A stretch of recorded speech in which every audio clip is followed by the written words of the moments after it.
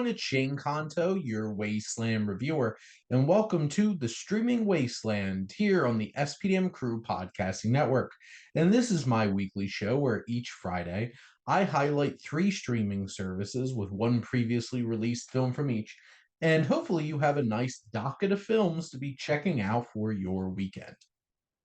And this particular week, we're going to be diving into Netflix, Disney Plus, and MUBI. And let's go back to the 90s. It's the mid 90s, it's 1996. And we're going to be talking about the Roald Dahl adaptation that is Matilda. And this is directed by Danny DeVito, which also stars Danny DeVito and his wife, Rhea Perlman, as the Wormwoods.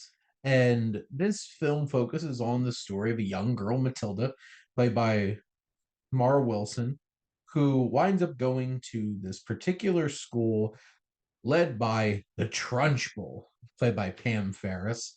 And really, you only have Miss Honey, played by Embeth Davids, who is a young teacher at this school who connects with Matilda. And Matilda has these wonderful powers, and she's such a precocious young girl who's just trying to do her best to navigate her parents not really caring. Danny DeVito and Real Perlman are so great as these deadbeat parents that Matilda has. Wilson does such a fine job of being so charming and sweet, and you buy into her powers and everything that goes on, and how DeVito's able to portray these powers on display is charming and fun and adds some excitement to the proceedings for sure. This is a wonderful little adaptation. Might not exactly have the same kind of bite as you might expect from Roald Dahl, but it is charming, it is sweet, it's quirky. I love the dynamic that Matilda develops with Miss Honey, and I think Davids and Wilson have some fine chemistry together. And this is just one of those kinds of adaptations where, sure, it might not be exactly what author was going for, but this is such a charming, sweet little film. And it definitely works in what it's trying to do. It's fun, iconic moments like the big chocolate cake sequence, making that young obese boy try to eat a whole entire chocolate cake. Really, Ferris is such a big standout here as the Trunchbull. She really captures this just intensity and frustration, and you just do not like her at all. And she is so great as the villain in this film. But this is a sweet, charming little flick, and you can go check it out on Netflix. Now, heading over to Disney Plus, we're turning back the clock to one of those Disney animated classics and one that might not get as much love anymore. And we're going back to 1963, The Sword in the Stone. And this film is obviously capturing a very specific, very famous tale of young Arthur Pendragon. Yes, we have Arthur, the one who would be king. And here's the story of how he drew the sword from the stone, proving that he was going to be the king that everyone would turn to. And this is that 60s era of Disney animation where it's post like that really first golden age of Snow White and Pinocchio and Cinderella. And, this is in an era that's less beloved in terms of like just how incredible some of those early films were, but it's also very charming and adventurous and fantastical. And I think that's one of the most fun elements of this film is just how much fun and how unabashedly fantasy this film really is, because it does not try to shy away from like the weird elements of this story. Of course, you do have Merlin going toe to toe with this witchy woman doing all kinds of crazy magic and all the different animals and creatures that they wind up turning into, including a giant dragon.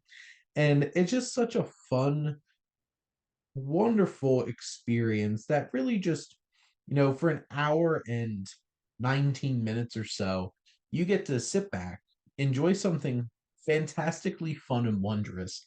And sure, it's not one of the best that Disney has made, but it really captures the earnestness of the story and the journey that young Arthur goes on.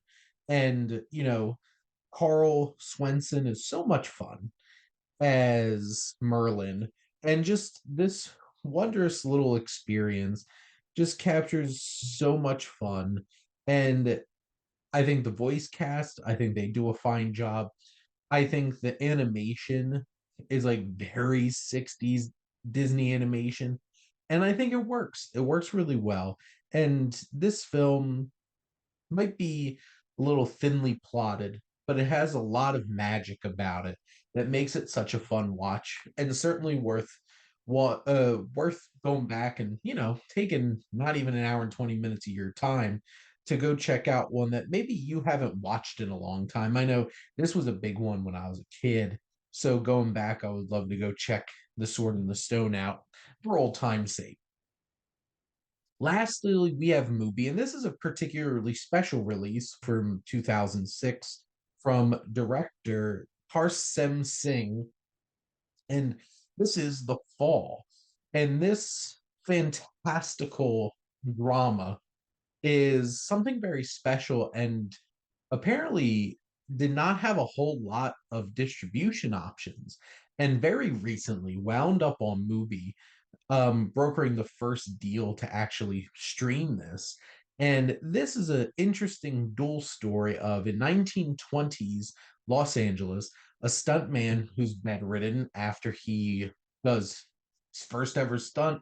It doesn't go very well. Winds up befriending and connecting with this young girl who he might have ulterior motives at the beginning, but the journey of seeing their little dynamic growing together is one of the most heartwarming and impactful elements of this particular story. I think Lee Pace does a really fine job selling the struggle. This man is indeed struggling. He is going through a lot, and it's just an unexpected occurrence. And how you see this dynamic between him and this young girl grow is just earnest. It has heart and soul to it. And what's really interesting is he tries to convince this girl to help him out by telling her stories of these fantastical five heroes that go across this desert island, vibrant and colorful in terms of trying to take down this evil and this villainous force. And this film really captures that, like, Harry Gilliam style of, whoa, what the hell is going on out here? But it does feel tangible and is able to capture the, the frame narrative, seeing the emotion and the impact on, like, what loss can mean for, you know, a young girl, or like what these dynamics can really be. And once you get into like the story part of this, it is gorgeous. It is colorful. It is vibrant. This is a wild world that is brought to life with the fall. And the music, the direction, the effects, it all really comes together.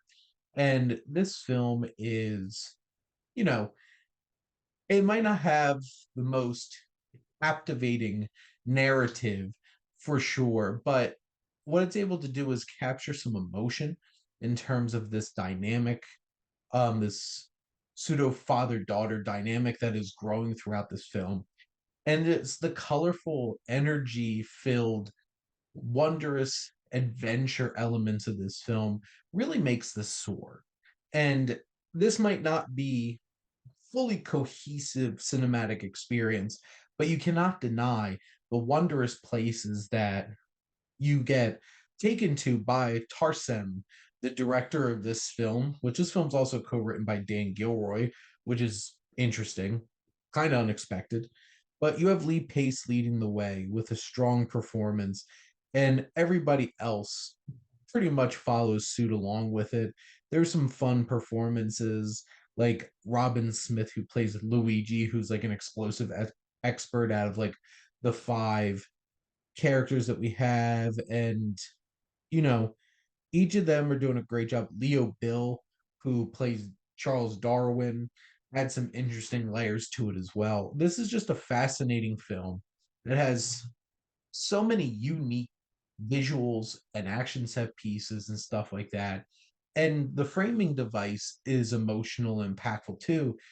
It's just we know why we're here, and it is for the spectacle, and that spectacle certainly speckles a lot here. But that is a wrap here on another episode of the Streaming Wasteland. Let's do a little bit of summation here. We're going to head over to Netflix for 1996's Matilda, Disney Plus for 1963's The Sword in the Stone, and lastly, we have MUBI and the 2006 release The Fall. So hopefully you enjoyed this episode, and hopefully you have some fun films to go check out this weekend.